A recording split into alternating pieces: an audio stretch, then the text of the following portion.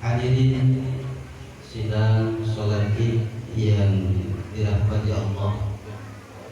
Alhamdulillah, pada pagi hari ini kita masih diberikan nikmat oleh Allah Subhanahu wa taala, yakni mampu melaksanakan sholat Id di pagi yang insya Allah penuh keberkahan ini. Jemaah yang dirahmati Allah Subhanahu wa taala, atas nikmat Allah yang luar biasa kita diberikan kesehatan. Di antaranya adalah kesehatan iman dan Islam.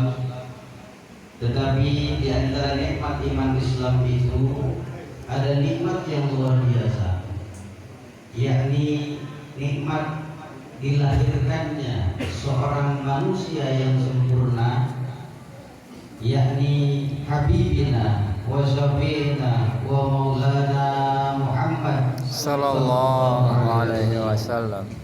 Beliau adalah pembawa kebenaran sejati, maka sepatutnya dan selayaknya kita sebagai umat Islam mengagungkan beliau.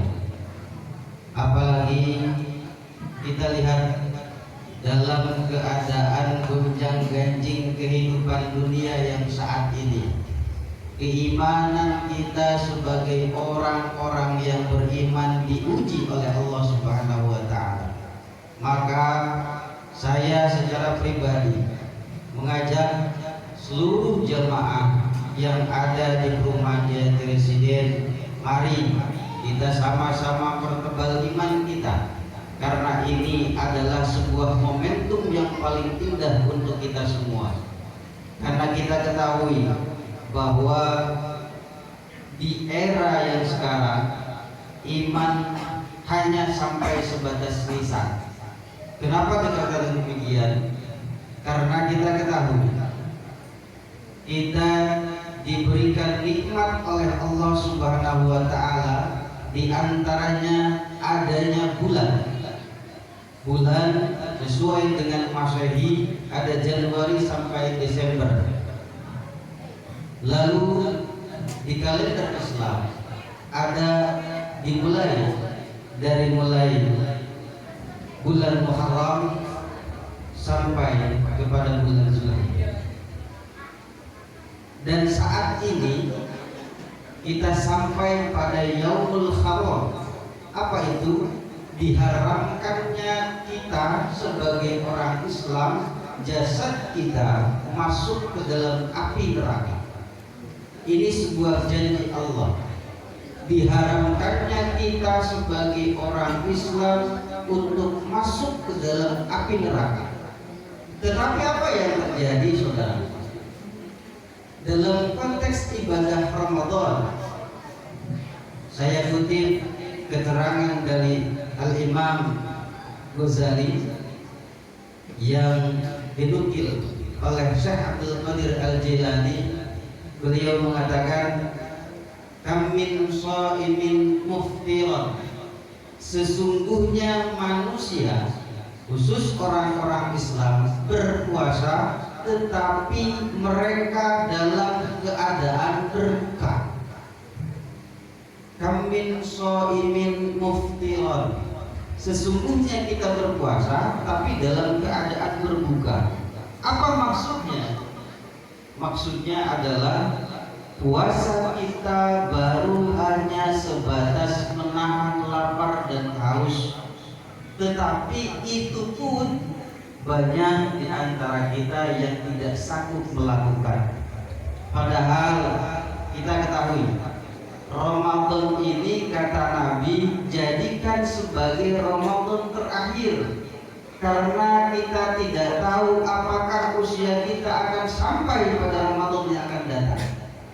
Fi burujin musayyadah, datangnya tiba-tiba. Kullu nafsin dha'iqatul maut, itu sudah hak.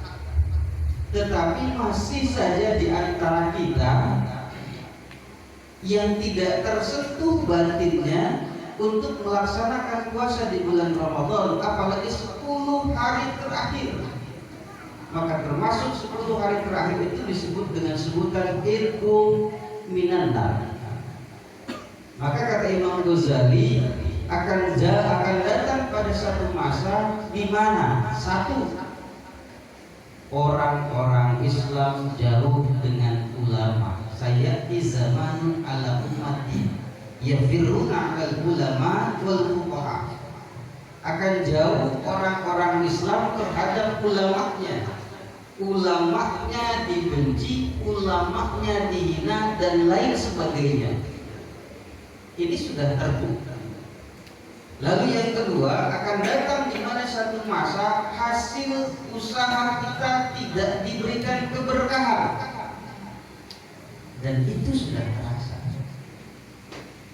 Uang 100 tidak cukup, minta sama Allah minta 200, tetap seperti itu, terus berakumulasi. Yang paling parah, saudaraku, saya di zaman maka akan datang satu masa di mana kita sebagai manusia matinya tidak membawa iman. Na'udzubillah min dzalik. Maka saat ini saudara-saudara sekalian, di luar sana banyak di antara saudara-saudara kita yang berebut tentang keimanan kepada Allah. Maka selayaknya kita yang di sini yang diberikan kelapangan oleh Allah Subhanahu wa taala, ibadah kita diberikan ketenangan, baca Quran kita nggak ada yang ganggu, sholat kita nggak ada yang ganggu, maka manfaatkan itu. Kita lihat di negara-negara tetangga kita, mau sholat saja susah, apalagi ibadah yang lain. Maka syukurilah itu. Kenapa ini dikatakan saat ini? Karena ini adalah momentum yang tepat untuk kita kembali kepada Allah. Tidak ada kerugian bagi satu manusia pun ketika mereka kembali kepada Allah. Dan janji Allah, jika kau ingat padaku, maka aku akan ingat padamu. Jika kau kembali kepadaku secara berlari, maka aku akan peluk kamu. Itu janji Allah. Maka mohon maaf, jangan disia-siakan umur kita. Kita tidak tahu. Saat ini kita masih bisa melihat, wallahu a'lam bishawab, kita tidak tahu apa yang terjadi hari esok. Dalam surat Yasin dikatakan bahwa seluruh anggota tubuh kita akan dipertanggungjawabkan oleh Allah. Tangan kita akan ditanya, kaki kita akan ditanya. Setiap hari kita baca Yasin, setiap minggu kita baca Yasin, tapi maknanya tidak pernah kita cermati itu. Maka saat ini saudara, jika di antara kita masih ada yang bermusuhan, mohon maaf, sudah hentikan itu. Selayaknya kita mempererat silaturahim, rasa persaudaraan tempat ini kita semua merantau, kita semua jauh dengan keluarga, dengan tetangga kita masih berantem, dengan tetangga kita masih bermusuhan. Apa yang akan terjadi? Maka mulai saat ini kita bermaaf-maafan. Memang tidak ada satu ayat satupun yang menyatakan bahwa harus bermaaf-maafan di dalam Idul Fitri ini, tidak ada. Tetapi Allah lembutkan seluruh hati manusia pada saat ini agar kita bermaaf-maafan. Maka gunakan kesempatan ini sebaik mungkin agar kita mempererat rasa silaturahmi kita, istri dengan suami, bapak dengan anaknya, ibu dengan anaknya, tetangga dengan tetangga. Dan ini mudah-mudahan menjadi sebuah hikmah bagi kita semua. Jauhnya kita dengan keluarga, tetapi kita dekat dengan tetangga, karena tetangga bisa melebihi keluarga. Mari kita sama-sama bermunajat kepada Allah.